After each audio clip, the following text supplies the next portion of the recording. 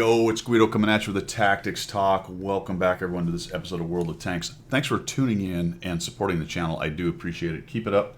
Keep those great replays going. And speaking of great replays, we have squash balls, a fine purveyor.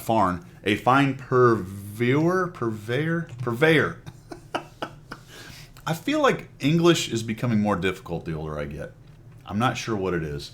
A fine purveyor of excellent replays. Excellent replays. Recently, Night Dog asked a question, and it was basically, how often do players go to a position to fight, vice fight from the position they're in? Or, more specifically to his question, how much do players concentrate on those two things? And I talked a little bit about it in a recent coffee talk, and this is a great example. I said I'd look for one, and no kidding, about the second or third one I looked at, I had a great example. Squash is a good player. He's in his bat chat 25T tier 10. He's top tier with only 2 tiers, some 10s and some 9s. And you can see that he's gone up here to the northwest corner with his platoon mate and found no one here. So let's talk about that for just a second. This was bizarre. The 430 drove right up into this ravine for some reason and died. So the question was talking about, how often do people concentrate on going to a position, vice fighting into the position they're in? And my answer to that was, it's very subjective, and the better you are, the more subjective it becomes. For example, here we are on whatever this map is called, Highway, spawned into the southwest, and we've gone to the north.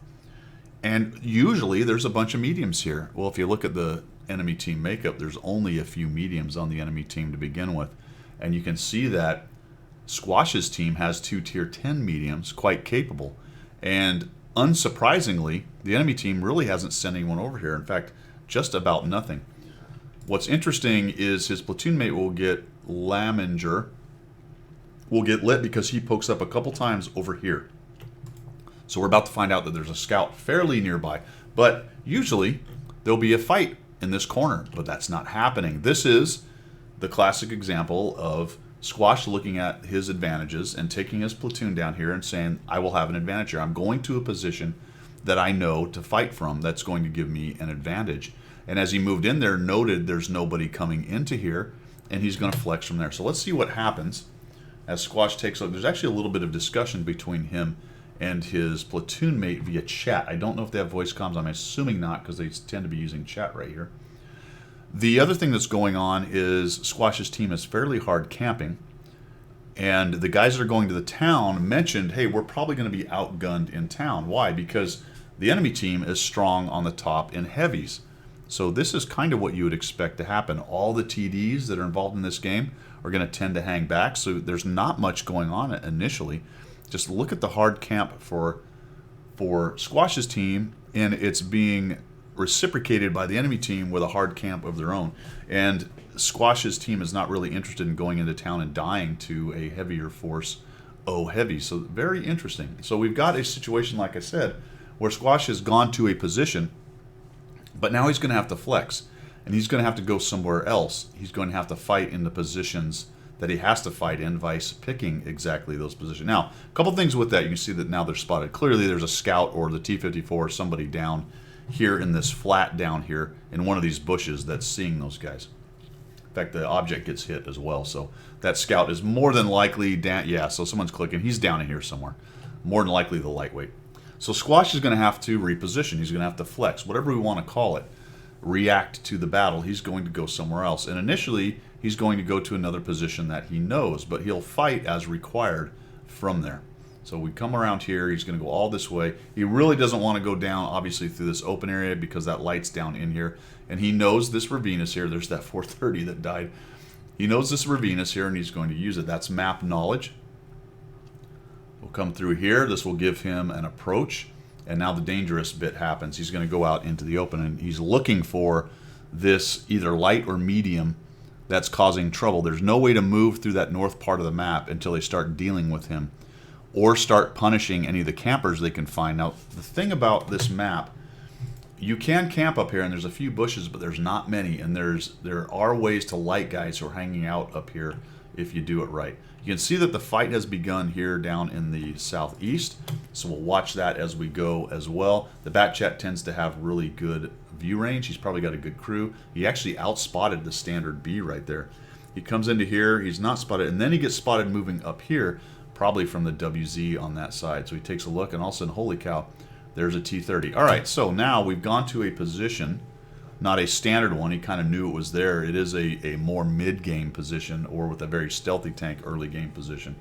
And now he's flexing to the I'm just going to fight from where I am kind of idea. Sees the T-30 and just absolutely starts punishing this guy. Understands he can shoot through that stuff right there, and takes a couple, hits C, and moves on. So forces a reload. Now he's going to leave. So he was kind of forced to fight there. The shots of opportunity were there. I say forced, not forced, but the shots of opportunity were there. And the T-30 dies. Now we've opened up the middle of the map. You can see that 4 of their tanks have died. The middle of the map is a bit open. He does have some support in the 430U moving up there behind him.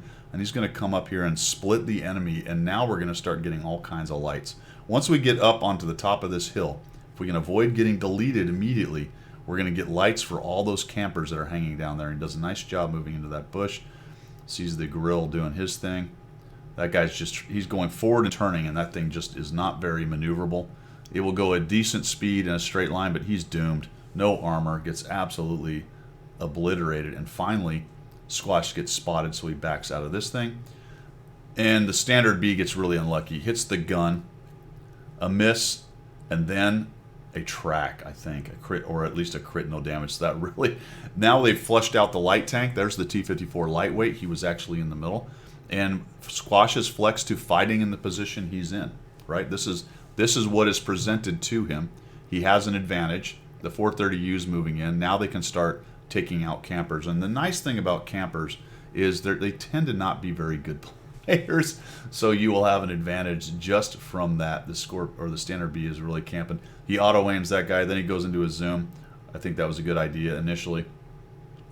Switches out. Conway is making a runner. He doesn't bother with hitting C because he still has shells and shots, so he uses those shells and shots as required. This is the position he has to fight from. Right now, he's simply concentrating not on going to positions, but he's flexed to, I will fight from the position I'm in to the best of my ability. Nobody would really want to go down into this pit and fight, but he knows that there's probably a couple already here, so he gets in here and he lights them. Then he takes a hit from the T-54. Now watch what he does here. This is really interesting. He took a hit from the 54, so he knew that guy was there. Probably figures at least some of these dudes are coming back to the cap. So instead of just driving down and circling Artie, and anyway, he's on a reload, he knows he's got all this support coming in. He cuts right, gets down low, and protects himself from the 54, and he's flowing on to the next part of the battle. That is hugely important. And it's a great example of that right there. Both using the fight that's available, or fighting the fights that's available, and thinking about, I'm flowing on to the next fight, and I know it's over here. Oh, by the way, I have a long reload, so why even bother with these two clowns? I got them spotted, that's fine. These dudes will take care of them, and I'll flow on this way. Now, if it was in doubt, say those were 2 super heavies, well, maybe he needs to stick around and take those dudes on. But it's 2 artillery, so he is reacting to the situation at hand. You see him do that. He comes this way, and it was an even better idea based on this new information of, holy cow, the T-110E4 did come back, and he uses this little divot to protect himself. The T-110E4 fires.